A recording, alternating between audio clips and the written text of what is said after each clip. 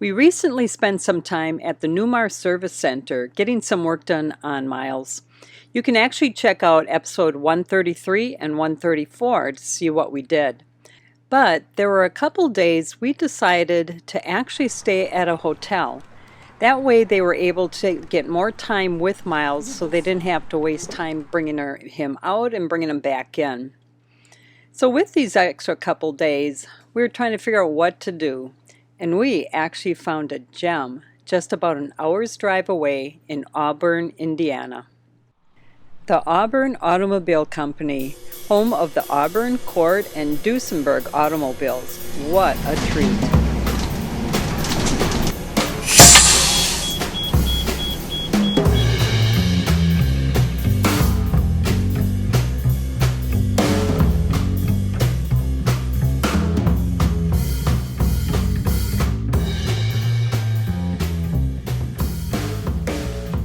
The Auburn Automobile Company Administration Building is where the museum is, and it was built in 1929 to 1930, and it still has the coolest Art Deco style. Well, have to talk extra close because of my audio disability here, but I'm really excited to go in here and look at this because when I was growing up, my uncle, who I kind of idolized, he was really a cool, gregarious guy. He always talked about the Cord. And if you look at the sign here, you have the Auburn, Cord, Duesenberg. Well, he loved the Cord because the Cord apparently was a car that had headlights that when you steered to the left, the headlights would steer to the left before you got there. You start steering to the right, and it would steer to the right. So, and plus, it was a really cool, macho, sports car looking type of thing. So when I find that model, I'll make sure I point that out. But, you know, you got to do something during these times, and we are having our rig fixed at Newmar in Nappanee. So this was one of the things I came up with. Sue, if you turn around, I think we're going to get into the National Auto and Truck Museum as well. We'll buy the double ticket. So let's take a look.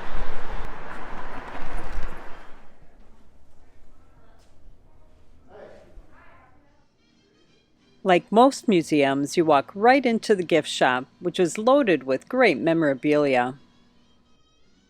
So we knew we wanted to do the combo of the Auburn Auto Museum and also the National Auto and Truck Museum behind this building. So we bought the combo tickets, which was $20 for each of us, came to $40 for us to get into both museums. Totally worth it. So right away, Mark found one of the Cords. He was totally in heaven. But check out where we're at. This was actually the original showroom of the company. Pretty impressive. This is the 1936 Cord, and this is the car that my uncle always talked about. So I'm really happy that I found this one and this one being a convertible, obviously, and this one being a sedan. But this was the first one they came up with, and this article here talks about how this one was an attempt to make 100 cars on the production line so it could appear at the auto shows. I think they failed at doing that. They weren't able to make all 100. So they had to just show pictures and things, and if somebody actually put a deposit down on one, they would get a handcrafted model handed to them for putting down a deposit for their car. This article ends up saying that so many people bought this car and they ran out of models, and when they finally started making this thing, a lot of people didn't even get the car, much less the model, because they couldn't make them fast enough. So what you're looking at here actually is all handmade. When I was looking at this engine over here, just like everybody, I thought the car goes that way. The engine's in the front and you go that way. But you'll notice there's no fan here. And you're going, what the heck? Okay. So then you see there's a fan here. And now you're saying, what the heck? You might actually be saying something else, but you know, we don't say that on our YouTube channel. Well, you look at this big nose up here, and you see that this is front wheel drive. Ooh. So you talk about being ahead of its time. This engine here is supercharged, 289 displacement. You look over here, Sue, I was always wondering why the front of this had this bulge here. Well, the bulge was to house this front part here, because after you get back from the front part, you have where the front axle is. So the front bulge had that transmission and that shifting mechanism, and then you had the axle, the fan, and the engine as we know it today was looking backwards. Wow. Yeah. So one of the things that I mentioned when we were walking in here, I was talking about my uncle was infatuated with the fact that the headlights could actually move on these luxury cars. Now, I don't actually know if on this Cord model the headlights articulated. I would almost think they do, and I can certainly look this up before I edit this. But look, there's no headlights. But then you notice that the headlight here flops out, and there it is. It's like the beginning of the Corvette and the cars that would hide the headlights. It flops out, and there it is. And then, this was the first year, look over here. The second year, they decided, hey, we don't like that. We don't like flopping into the hood. So then they put them right on top of the fenders, and then they flopped up. And I don't know if they articulated, but I'm going to show you one that I know for sure does, and I'll show you the mechanism. Before we leave this 1937 Cord, and this is the second year they made it. It was a supercharged engine, and that's the engine over there. And apparently it overheated, you know, so like, oops, design problems. Well, they sold this kit to the dealers that could whack into your hood and put this grating on here to get some of the heat out, so you'd have less overheating. So it was a cool option, but it almost was a necessity, because if you didn't put it in there, you couldn't drive your car that well because it overheated. You might ask yourself, how much does one of these cost? Well, back in 1937, 2.5 times your entire average yearly income would buy you one of these sports cars that would allow you to really pick up the chicks, so you could drive the avenue. I don't know if they had big boys back then, but that's where you'd be going to pick the girls up. So this is a 1932 Cord, and it has a 12-cylinder engine in it, and it was a prototype that they actually never went into production on. They didn't? They did not. That is a long car. Yeah, why don't you come over here, Sue, and I'll show you these headlights that rotate. Oh, cool. So, if you look at this rod here that attaches way back by the steering, when you steer the car, because it's grabbing onto a steering rod there, it cranks this crank. And you'll see this is a shaft inside of a tube. And then you have a shaft here with a gear rack that goes by and can swivel these lights. Oh my gosh. Look at that horn too. Yeah. Oh yeah. my God. Yeah, air horns like the rig has. So it almost looks like those do not swivel, but these do swivel. Yeah, for sure. Yeah. Wow. That's crazy. Here we go. Here's another setup. Swiveling with the wheels. Wow.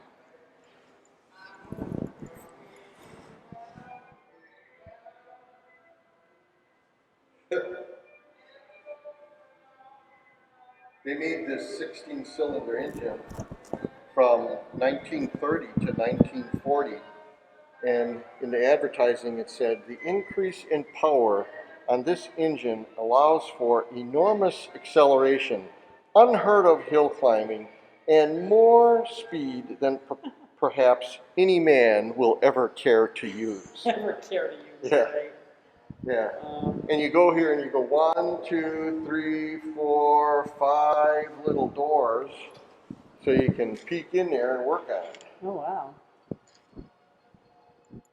We're almost done with this floor, and I think what we're going to do now is we're going to do little clips on little odd things I noticed, and it's like the Chan Man's notice to engineering. For instance, check out where the spare tire is, how easy it is to get at, all encased in chrome, and then let's plop a mirror on it. So I was talking to the dossier that's walking around here, and this building literally was where all of the products for Duesenberg, Auburn, and Cord were introduced to the business, and this was a very pivotal, real, historic building in the whole history of these companies. It's just fantastic that this is still here. So here's a classic example of back then. They didn't worry about OSHA being involved and somebody getting their fingers caught in the convertible top. All right, you'll notice a couple things here. You'll notice that this rack, by lifting this tab, you lift this and it flattens down, so you got a little storage compartment there. You always want to have decent backup lights. They're like freaking headlights on a regular car. Oh my God. Look at the crash protection here. It's just the spring force of goink, goink, goink, you know. Then, this is like really leather. You can imagine how good that would be in the snow and ice. But it snaps apart. There's your trunk. You go over here, you always want to have rosewood interior little compartments for your stuff. Why is that all in the back? It's really, well, you got to keep your people comfortable, and you look at that one's even got like a little kid seat almost. It's like, you know, Like the patterned off. lounge. But then over here you'll notice another different thing is this mirror is split so that if you want to talk to two different people, you can articulate the mirror back. Oh my gosh, that's Pretty crazy. cool. 1931 Duesenberg, and this was an option, the headlight crank that goes through here and turns it. But you'll notice it's one, it's just in the middle. So you had the two single ones, and this one turned. And as years went on, people liked this enough, they thought, well, we got to put two on there so you can really see where you're going. Oh, so this came first. Yes. Ah.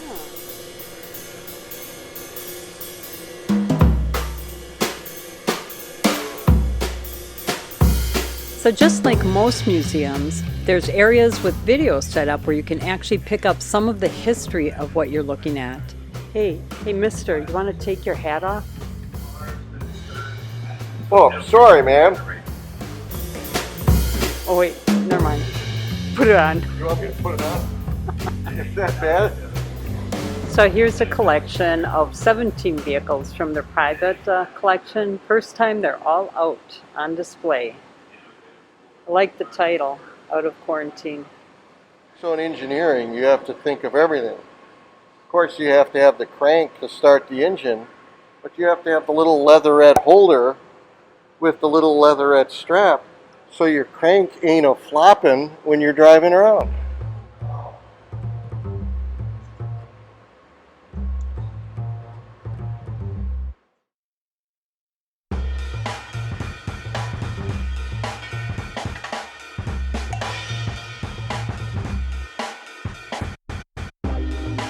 This one still needs some work. This is a 1930 Packard, and this is where the bungee cords were developed for the first time in the world, holding your mirror on. Is that leather? Wow. If you're ever going to be hit by a car, don't get hit by this one and get this right in your head. Boink! Oh my God. Yeah, they don't make them pointy like that anymore. Good advice, son. So once again, here's an OSHA violation here. This coming in, you're standing here in the wrong spot. That's not very good. But you'll show the learning curve. You know, a lot of these vehicles in this museum have suicide doors. So the door opens here, and then as you're getting in and out, if a car was driving by and it would just crush you, rather than a door like this vehicle happens to have one of each style. This door here, if a car goes by and you can get out of the way, it takes the door away but doesn't take you with it. So that's why today's cars have doors like this with the hinge here. Handle, hinge, and not hinge, handle. So the evolution of the car door. What the heck is this, a urinal?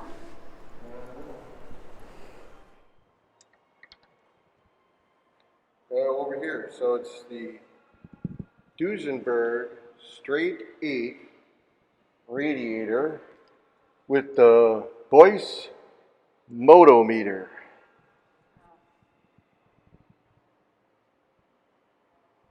So on this 1930 Duesenberg, it isn't exactly ideal for Wisconsin winters with snow.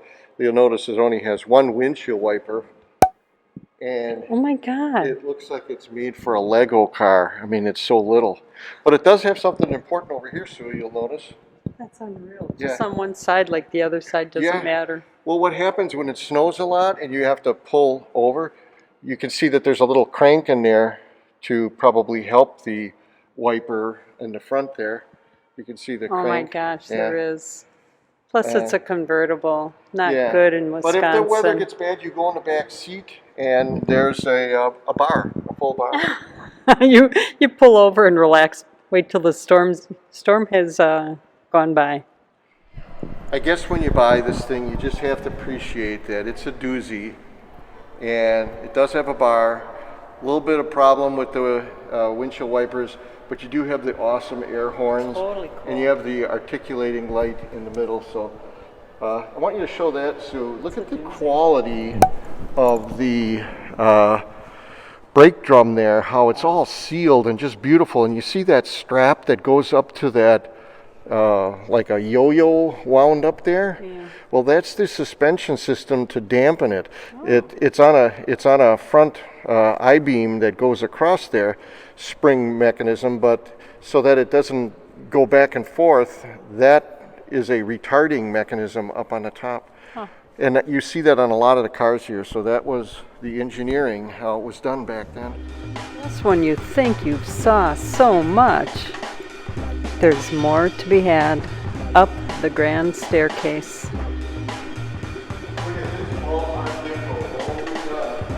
It's beautiful.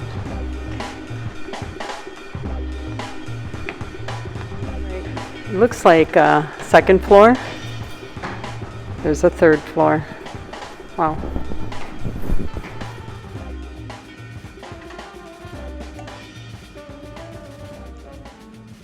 .1936 Cord front-wheel drive engine. The fan, the radiator, the front snout, the front wheels. You're sitting back here driving. Wow.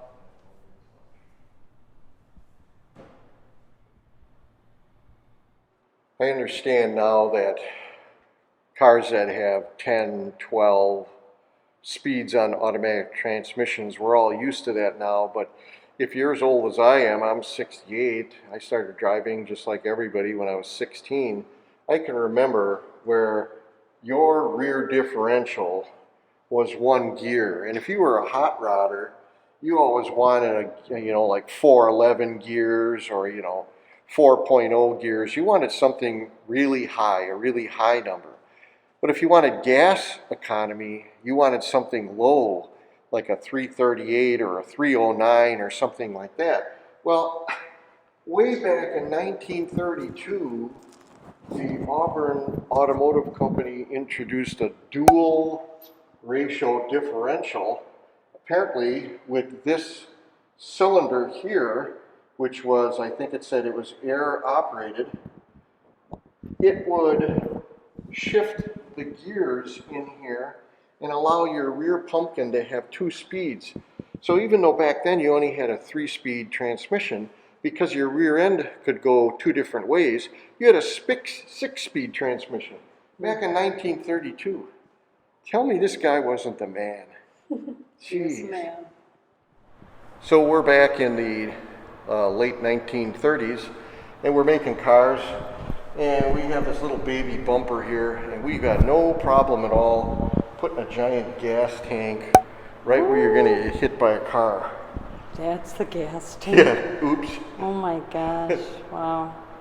Yeah, but look, it's strapped in good. Yeah, and there's the X frame they were talking about to make it real sturdy. Come over here, Sue. I want you to notice, once again, that the engine's backwards. That's the front of the engine, but they stuffed the fan over here because the transmission they had flipped around. Remember how early this was, and it was front wheel drive. Here's the big tranny, and shafts going in either direction. Oh. We're in Auburn, Indiana, so we're right down the road, an hour away from Newmar, and I want to show you an experimental engine that they were thinking about putting in the Dutch Star. You can see it's 2, 4, 6, 8, 10, 12, 13, 14, 15, 16 spark plugs, but it's 3, 6, 8, it's a 16-cylinder Lycom engine. And I'm sorry I just lied to you. Over here you'll notice. The same man that's... It's a Duesenberg engine, a V16 aircraft engine, but it was a doozy of a story for a while, wasn't it? And that's the whole point. Thanks for clarifying and being honest. So we're just going to breeze through this part. It's much older than what Mark wants to talk about, but still, pretty cool addition to the museum. We check out all the different designs for even the speedometer. Pretty cool. And here we've got from 1932, 1933, different alternative hubcap designs.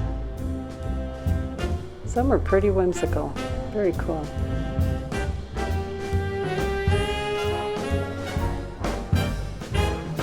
Anybody that doesn't appreciate what an artist you have to be to make a beautiful automobile like this eventually needs to see what they started with. And what they started with is a pile of 2x4s that were just band-sawed out with a basic shape of a car, and then they end up putting an extra half-inch or so of clay all around it so that they can start working and scrolling. You'll notice this frame has a square set of boards that are perfectly square to each other so that the molded car is sitting in between them.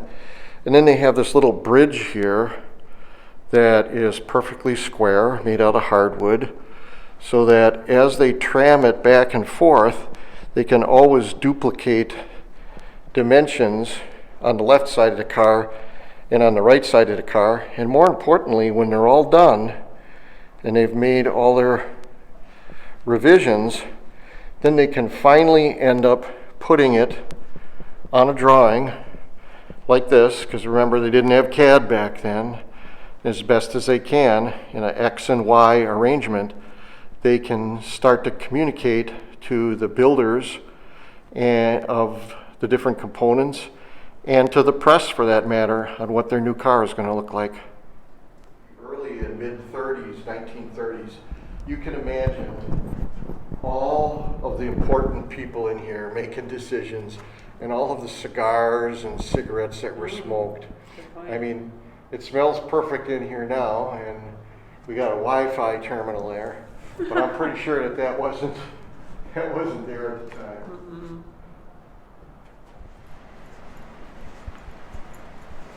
Wow.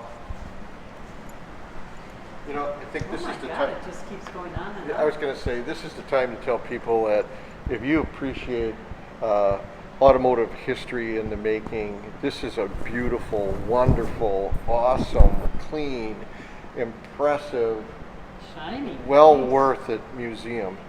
We're rushing through it a little bit because we have a trucking museum that's right in back of us to go to. And we're here on a Tuesday and there's no one here except us. We look like we're robbing the place, but this is during COVID. And then there's Gordon Burig. At the age of 25, if you can believe it, he became the chief body designer of Duesenberg. And he also designed that distinctive Cord vehicle that we saw at the very beginning with the hidden headlights. That was a first, along with it being the first American-designed built with front-wheel drive and independent front suspension. This guy did a lot, and this is only part of it. It looks like something from the future, not 1948. Yeah, well, this guy, he was way ahead of his time. This Gordon Burig, Buehrig, was an absolute automotive genius. He was, you know, instrumental and the main man that made this beautiful Cord, one of the most beautiful cars ever designed. And then he makes something like this. When you look at the futuristic cars this guy made, we didn't really even show that one that he used a Corvette engine in it. That was the tail end of his career, because he actually came up with a car that had his name in the name of the car, the Buehrig. But the guy was so far ahead of his time that and he died when he was 85. If he was still healthy and he was 85 today, you could take him over to one of the car manufacturers and say, hey, you're in charge, man. And he would have been right up to speed now. That's how far ahead of his time this guy was. What you looking at, Mark?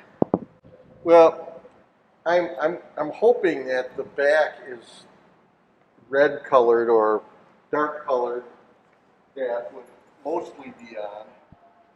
And otherwise, this way this thing looks, you can't tell if it's the front of the car or the back of the car. Oh my God, And, that's true. Yeah, and there's reasons why in boating the colors are color coded, so you know left or right when you're passing each other, and same way in the back where you can only have red lights in the back, and red and amber can be in the back, and only amber can be in the front with white, and in the back you have red lights.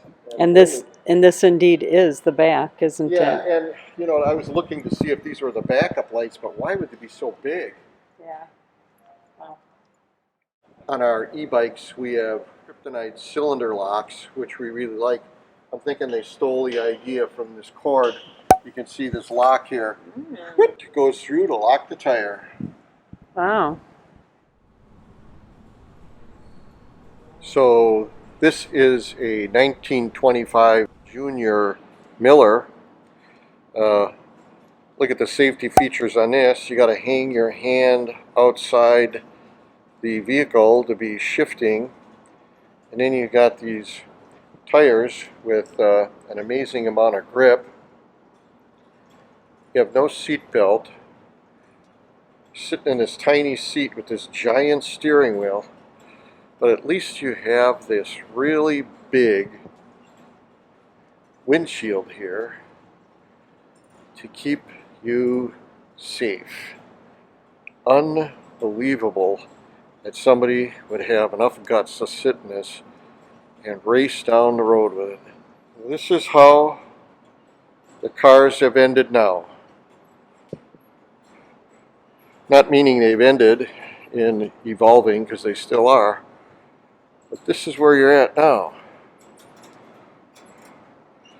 Big giant wing. Tires still have no tread on them, but they are a tad wider. Steering wheel got a lot smaller, and don't know if the windshield had been removed or if there's no windshield at all and they just rely on their helmet now. Unbelievable. They do have a seat belt in, but they've removed it so that kids can get in here, in and out, which is not open right now. You talk about being a man, you have to be one to strap into this thing. Here's the parachute to stop you, and it does have a roll cage, but you're basically sitting right inside. In between your legs is the pumpkin. You kind of hope that doesn't blow up. And right next to you is this tire screeching away and blowing rubber all over you. And there's your 8-cylinder engine propelling you down the roadway. A lot of museums always have a little gimmick type of a display, and John Dillinger, apparently in Auburn here, Indiana, stole this submachine gun and committed some crimes in this little video here showing how he eventually died. But I got to be honest with you, it had a lot more meaning to me, and it felt a lot more authentic watching that presentation while I myself had a mask on. Okay, yeah. Oh my God. Okay, so where are we? We're in Auburn. We're in Auburn. We're right here, that dock. But this is all the production cars made in Indiana. When you look at some of these, you recognize, Ford, Trump,